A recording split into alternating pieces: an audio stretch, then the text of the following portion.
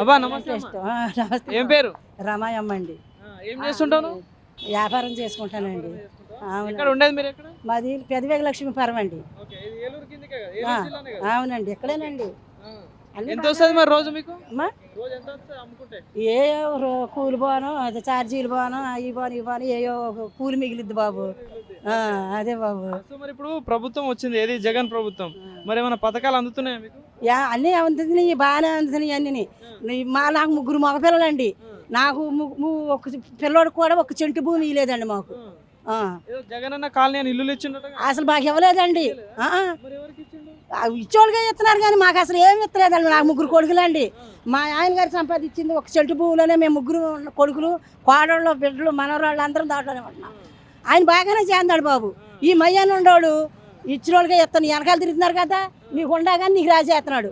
మాకు ఏమి ఇస్తలే కానీ ఇవన్నీ అమ్మఒడి అని ఇవన్నీ అయ్యని పాపం మహానుభావుడు బాగానే చేస్తున్నాడు అన్నీ. కాదు పిల్లలకు ఉద్యోగాల సంగతి ఎట్లుంది మరి? పిల్లలు ఉద్యోగాలు అని చేసేవాళ్ళు కాదండి. ఓ పిల్లోడు ఏమో 9 చదువుతున్నాడు, ఓ పిల్ల ఏమో 10 చదువుతుంది. కానీ మా పిల్లలు చిన్న పిల్లలు అండి, 5, 4. ఇప్పుడు మళ్ళీ ఓట్లు వస్తున్నాయి మరి ఈసారి. సో మరి ఈసారి ఓటు ఎవరికే దాటు? చంద్రబాబు నాయుడు ఉన్నారు, ఇటేమో జగన్ ఉన్నాడు. ఈ సొమ్ము తింటా ఈయనకి వేయకోకుండా వాళ్ళకి ఎలాగేస్తాం బాబు. కాకపోతే న్యాయం చేయాలని నేను కోరుకుంటున్నాను, అంతేగాని ఇంకేమీ కాదు. మీరు ఉండే ఏరియాలలో మరి రోడ్లు ఎట్లా ఉన్నాయి? నీళ్లు, కరెంటు విషయంలో ఎట్లా ఉంది? అన్నీ బాగానే ఉన్నాయి బాబు. సమస్యలు లేవు, బాగానే ఉన్నాయి. రోడ్లు గట్ట అన్ని బాగానే పోసాడు, అన్నీ బాగానే చేస్తున్నాడు మహానుభావుడు. ఈ మయ్యాన్ని ఉండోళ్ళే ఇది చేస్తున్నారు. మహానుభావుడిని అనుకునే పని లేదు, అన్నీ బాగానే చేస్తున్నాడు. ఏం పేరు? నా పేరు రమణ. రమణ గారు, ఏం చేస్తుంటారు మీరు? నేను బయట కుకింగ్ పని చేస్తారు. ఎక్కడ ఉంటారు మీరు? మాది ఇక్కడ వంగవడి సెంటర్ లక్ష్యం జరిగట్టు, ఏలూరు కిందకి వస్తుందా? ఏలూరే. ఓకే బాబాయ్, మరి ఇప్పుడు మీరు చూస్తున్న దాని ప్రకారం చూసుకుంటే గవర్నమెంట్ వచ్చి 5 సంవత్సరాలు అవుతుంది. సో మీ ఏలూరు అభివృద్ధి విషయంలో ఏమన్నా మార్పు వచ్చిందా? ఏం రాలే, రోడ్లు లేవు, బాగులేవు. ఓకే, రోడ్లు లేవు. ఓకే, ఇంకోటి ఇంకా వాటర్ సౌకర్యం లేదు సరిగా. సౌకర్యం లేదు ఇంకా. మరి రోడ్లు సరిలేవని చెబుతున్నాను కదా. రోడ్లు సరిలేవని చెప్తున్నారు. ఓకే, సో కానీ మరి ఇప్పుడు ఇక్కడ చూసుకుంటే ఏలూరు అభివృద్ధి విషయంలో ఏమైనా అంటే మార్పు వచ్చిందా? మార్పు అంటే కొన్ని మార్పు వచ్చినాయి, కొన్ని రాలేదు. అది సో మరి విద్యా వ్యవస్థ ఎట్లా ఉంది?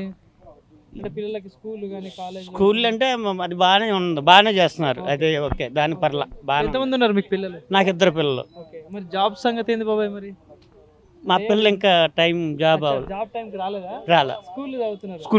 ఓకే, సో మరి పథకాల సంగతి ఏంది మరి?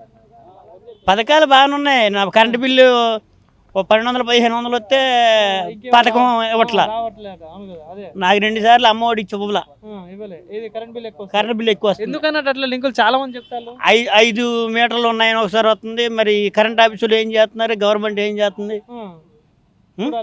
చూసుకోవాలి కదా. ఒకసారి 6 మీటర్లు వచ్చింది, మొన్న 5 మీటర్లు వచ్చింది. సో అంటే మీరు చూస్తున్న దాని ప్రకారం చూసుకుంటే గత ప్రభుత్వం అంటే గతంలో టీడీపీ హయాంలో ఎట్లా ఉండే, మరి ఇప్పుడు ఈ వైఎస్ఆర్సీపీ హయాంలో ఎట్లా ఉంది? ఇప్పుడు ఏమంటే ఎట్లా ఉందంటే గ్యాస్ వాటికి రేట్లు పెరిగిపోయినాయి, కరెంట్ బిల్లు రేట్లు పెరిగిపోయినాయి. కరెంట్ బిల్లు అడ్డగోలుగా ఇదివరకు మేము 150 రూపాయల బిల్లు ఈ రోజున మేము 800, 700 కడుతున్నాం కరెంట్ బిల్లు.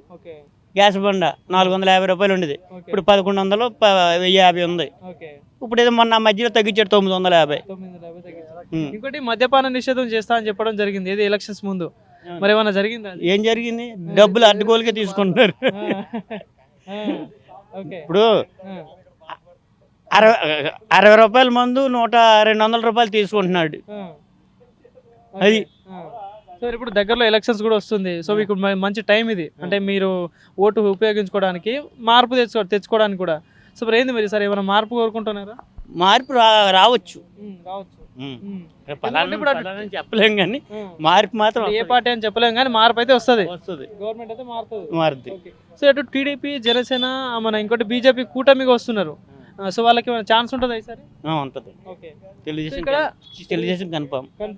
సో మరి ఇప్పుడు ఏలూరు నుండి ఎంపీ అభ్యర్థులు పోటీ చేస్తున్నారు. ఎవరు? మహేష్ కుమార్ యాదవ్ అని టీడీపీ కూటమి నుండి, వైఎస్ఆర్సీపీ నుండి సునీల్ కుమార్ యాదవ్. సో మరి వీళ్ళిద్దరు బీసీ వాళ్ళు. సో మరి ఎట్లా ఉండొచ్చు మరి ఏంటంటే ఇద్దరిని ఏమనలేము. ఎలా ఉంటదంటే వ్యక్తిపరంగా చూసుకుంటే ఇద్దరు రాజకీయ నాయకుల ఫ్యామిలీ నుండి వచ్చిన వాళ్ళే. సో మరి ఎట్లా ఉంటది మరి పనితీరు ఎట్లా ఉండొచ్చు? ఓకే బాబాయ్, థ్యాంక్ యూ.